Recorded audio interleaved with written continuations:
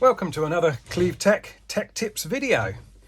This one leads on from preparing your guide, like we did in the one of the previous videos, to actually mounting your lead wires and connecting them to the motor. So you can see I've got my guide mounted into the chassis with the guide plates in place. So at this stage, depending on whether you clean the plates up or not beforehand, I tend to just use a knife and I just clean up the plates where I'm going to solder the wires to. So I'm just sort of gently scraping the top of the plate just to make sure that brass is cleaned up nicely. It makes the solder stick to the plates much better without the need to use acid flux, which you don't want to use on wires because it'll corrode the wire, it'll get all inside the insulation and the lead wires will break off and it's all horrible and messy. So clean those plates up like so until they're nice and shiny. Then I tin the plates, and I try and do this very carefully without melting the guide. So apply a bit of heat.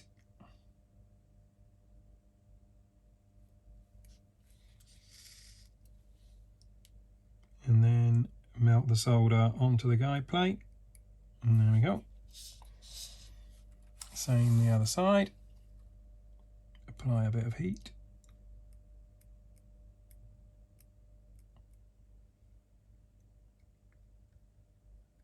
Melt the solder onto the guide plate. There we go. Next up, lead wire.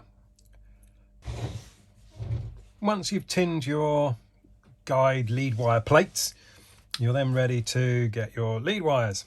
So I've got a couple of lengths of lead wire here, cut roughly to length. One's longer than the other, obviously.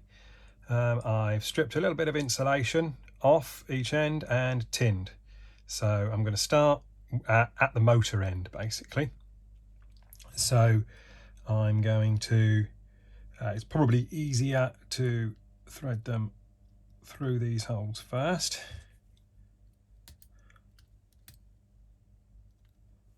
Like so. And then I'm going to solder that to the motor.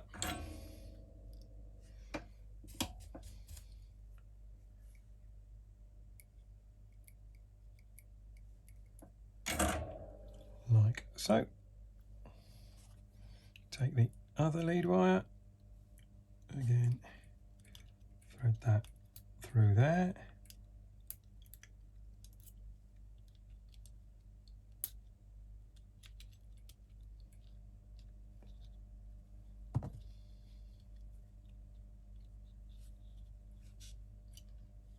Solder that to the motor.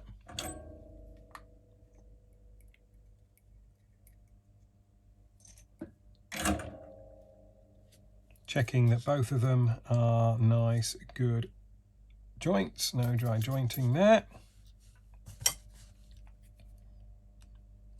Make sure I'm happy with the routing of those wires. Nice and neat. Okay. Then I'm going to thread them through the front loopholes. I'm actually going to go in reverse through that hole, like so. And not really tight, but just fairly tight, just so they're not wobbling around. Thread that through that one. Again, pulling them through.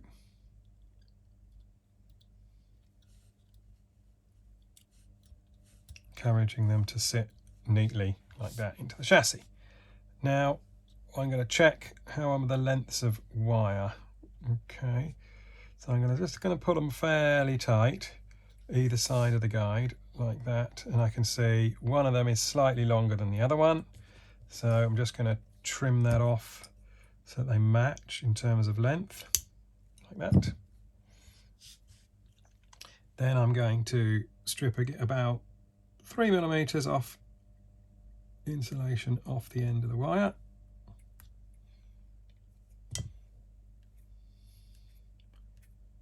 Twist the end together.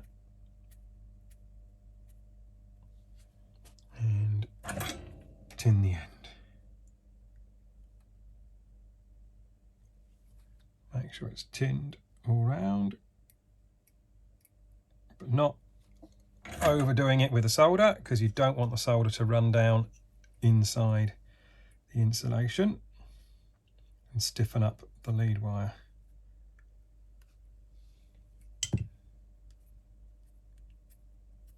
But you do want to make sure you get a decent connection on the lead wire to your guide.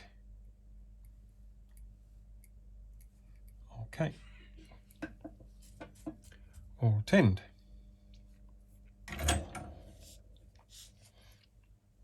Then I'm going to neaten that loop up, twisting the lead wire slightly, twisting it down onto the chassis to keep the loop flat when the guide turns. So I'm holding that and twisting it down onto the chassis at the same time.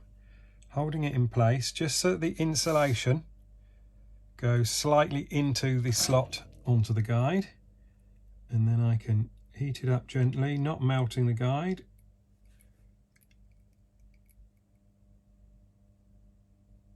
Just until that goes in place, and I can just check, how does that loop sit? That loop sits nice and flat on the chassis, doesn't lift up, stays nice and low. Same on the other side. Slight twist in the wire, encouraging it to stay down flat. Hold it in place.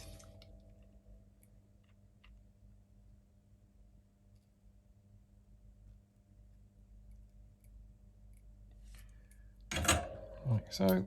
Just check. Yep, both sides stay nice and flat. Guide centers nicely. But I haven't quite finished yet, because I like to neaten up the front of my lead wires. This is where you need a little bit of dexterity.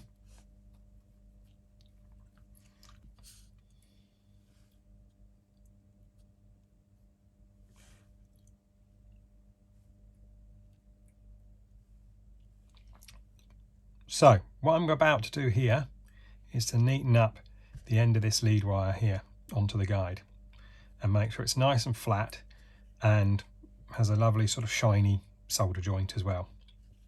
So I'm using a knife, the flat part of the knife, just to hold down the lead wire. I'm putting a slight bit of pressure down into the guide, and I've got my solder ready, and I'm going to heat it up.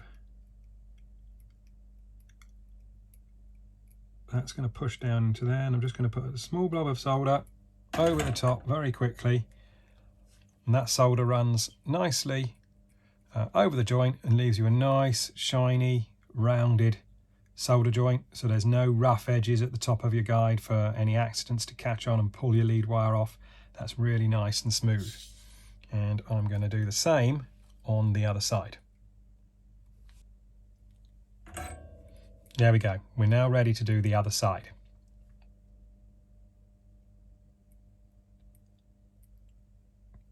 Heat up, push down, melt the solder.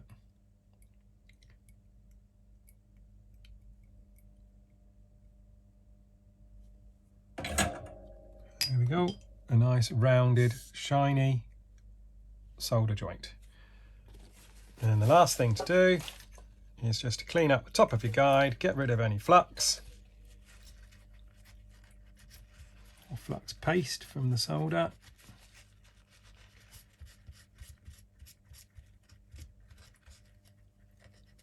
And hopefully you haven't melted all your guide. And there we go. We have a nicely soldered lead wires, all neat and tidy. Nice, fairly equal size loops. Guide self-centers nicely. Everything stays flat, nothing to catch in bodywork, and your lead wires will last for a very long time.